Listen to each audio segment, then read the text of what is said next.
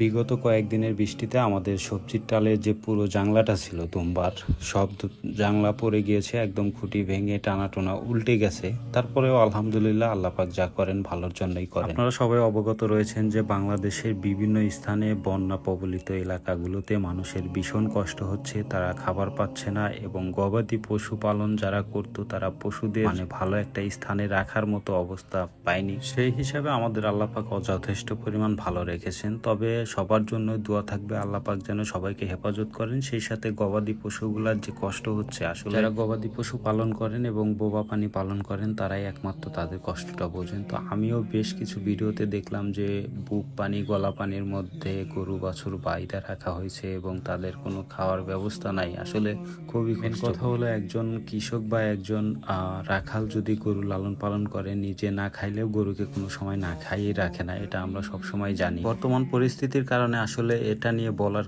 কোনো ভাষা রাখে না, কারণ যেখানে মানুষই খাওয়ার পাচ্ছে না বা খাবার পাচ্ছে না, সেইখানে গরুকে কি খাওয়াবে? আসলে দূর থেকে এরকম কষ্ট বা এদের কষ্ট আমরা কখনোই বুঝবো না। বেশ কিছু ভিডিওতে দেখেছি মানুষজন সাঁতরিয়ে নিজ বাসস্থান ছেড়ে বা ভালো একটা আশ্রয়ের জন্য রাস্তা বা যে কোনো জায়গায় এসে উপস্থিত হচ্ছে, এর সাথে গবাদি পশুগুলাকেও বাসার থেকে নিয়ে রাস্তায় এসে বেঁধে রাখতেছে। আসলে পানির কাছে বা বন্যার কাছে আমাদের কিছুই করার নাই।